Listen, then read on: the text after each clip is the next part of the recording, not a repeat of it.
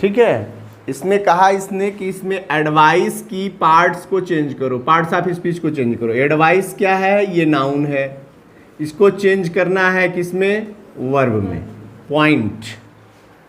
अब एक बात ध्यान दो कि किसी भी वाक्य का जब भी वाक्य फॉर्मेशन करेंगे हम, भाई ट्रांसफॉर्मेशन कर रहे हैं, तो ट्रांसफॉर्मेशन में वाक्य का रूपांतरण जब करने की बात आती है तो हमें ये बात ध्यान देनी है कि किसी भी वाक्य में ये क्रम तो जरूर होगा। यदि सिंपल सेंटेंस है तो सिंपल सेंटेंस होगा तो उसमें सब्जेक्ट, वर्ब, ऑब्जेक्ट, फिर उसके बाद अदर्स जो होंगे वो ऐड कर दिए जाएंगे। इतना तो आप सबको समझ में आना चाहिए।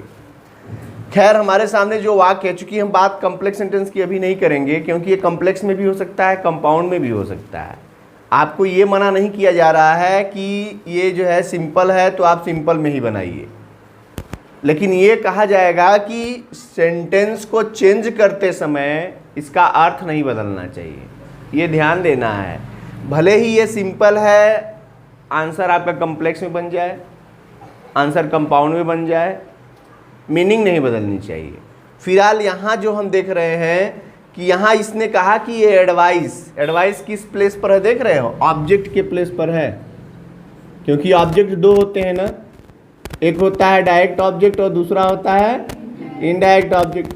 तो यहाँ जो सब्जेक्ट है, वर्ब है, ऑब्जेक्ट है, वो ऑब्जेक्ट के प्लेस पर एडवाइस है। और इसने कहा क्या, अब हमको करना क्या है, तो इसने कहा कि इसको वर्ब में चेंज करना है, यानी एडवाइस को वर्ब में चेंज करना है। यानी ये एडवाइस कहाँ आ जाएगा? अब वर्ब के प्लेस पर आएगा, तब तो वर्ब में चेंज होगा।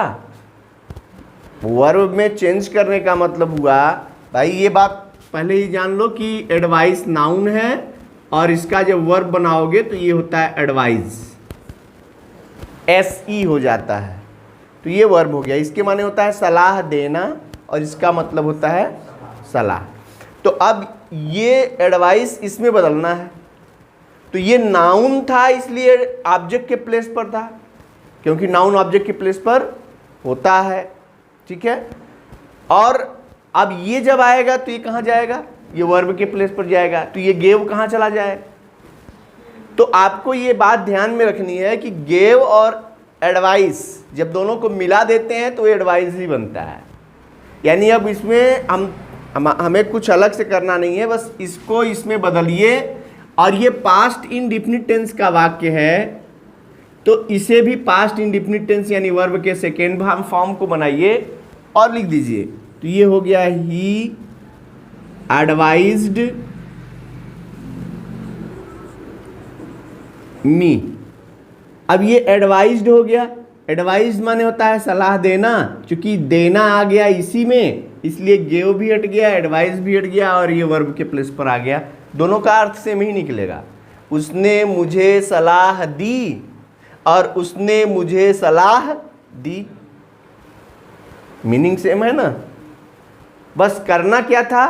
पार्ट्स ऑफ स्पीच चेंज करना था, जिसमें कहा उसको पार्ट्स ऑफ स्पीच चेंज कर दिया। ऐसे ही कुछ अलग अलग वर्ड्स होंगे जिनको चेंज करना पड़ेगा, यानी वो शब्दों को, एक शब्द को दूसरे शब्द में, एक पार्ट ऑफ स्पीच को दूसरे पार्ट ऑफ स्पीच में कन्वर्ट करके हमें अपने वाक्य का निर्माण करना है, ये ध्यान देते हुए विदाउट अल्टरिंग इट्स मीनिंग, यानी इसका अर्थ बदले बिना हमें वाक्य का निर्माण करना है।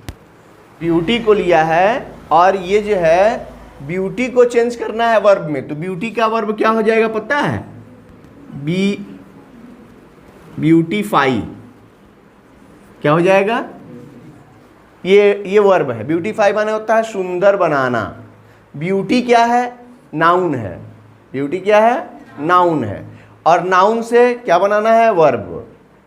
तो IFY लगा दिया तो हो गया ब्यूटीफाई, यानी वह सौंदर्यीकरण करता है या सौंदर्यीकृत करता है या सुंदर बनाता है, ठीक है।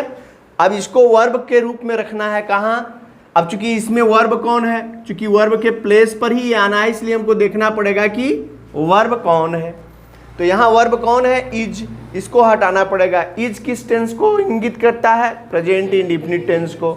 इसका मतलब इसके स्थान पर ब्यूटीफाई को लगाएंगे तो क्या हो जाएगा, ब्यूटीफाइज हो जाएगा।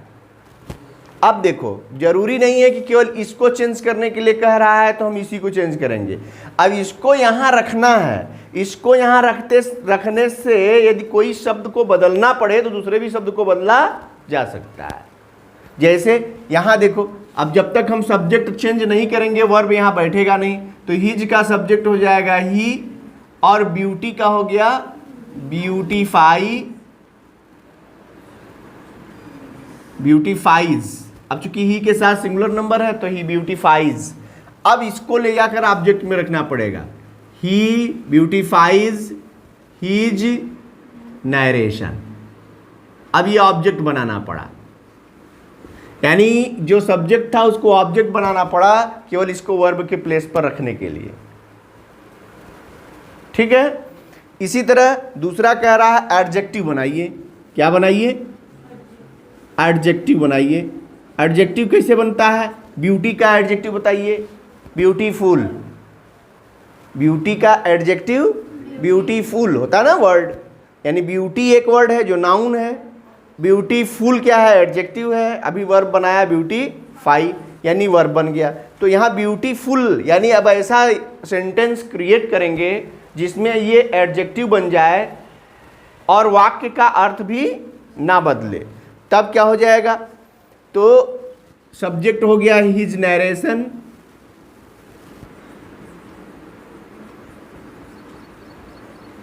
Is beautiful, his narration is beautiful. अब देखो उसका कथन सुंदर है, ये एडजेक्टिव भी बन गया ना भाई। यहां से देखो उसका कथन सौंदर्य से भरा है, वह अपने कथन को सुंदर बनाता है, उसका कथन सुंदर है, होगा ना। तो ये क्या था, इसमें ब्यूटी नाउन था, यहाँ वर्ब बना और यहाँ एडजेक्टिव बन गया। अब हमको फिर इसको क्या बनाना है, एडवर्ब बनाना है। और एडवर्ब कैसे बनता है, एडजेक्टिव में एल वाई लगाने से एडवर्ब बनता है। कुछ कॉमन रूल है जो चेंज होते हैं, कई बार मैंने इसको इंगित किया। तो अब यहाँ ब्यूटीफुल का एडवर्ब क्या हो जाएगा, ब्यूटीफुली ना। तो ब्यूटीफुली को अब सेट करना है हमें सेंटेंस में। अब इसमें क्या होगा, तो देखोगे कि ये नरेशन जो है नाउन है, इसको वर्ब में बदलना पड़ेगा इसको एडवर्ब बनाने के लिए, क्योंकि एडवर्ब हमेशा किसकी, वर्ब की विशेषता बतलाता है, मॉडिफाई करता है। तो वर्ब के लिए अब इसको वर्ब बनाना पड़ेगा और इसको क्या करना पड़ेगा, एडवर्ब बना देंगे। यानी ये हो जाएगा ही नरेट्स ब्यूटीफुली।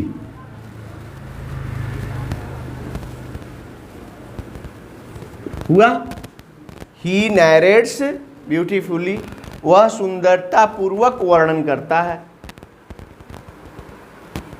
बात समझ में आ रही ना।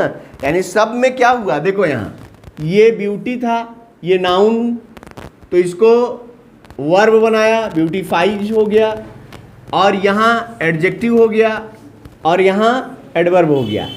एक वर्ब को सही प्लेस पर सेट करने के लिए या एक शब्द को सही जगह पर सेट करने के लिए दूसरे शब्दों को यदि परिवर्तित करना पड़ेगा तो करना होगा, क्योंकि ट्रांसफॉर्मेशन एक ऐसा रूल है जिसमें हमें शब्द तो बदलना है, वाक्य भी बदल जाना है, लेकिन अर्थ नहीं बदलना चाहिए, यही शर्त है।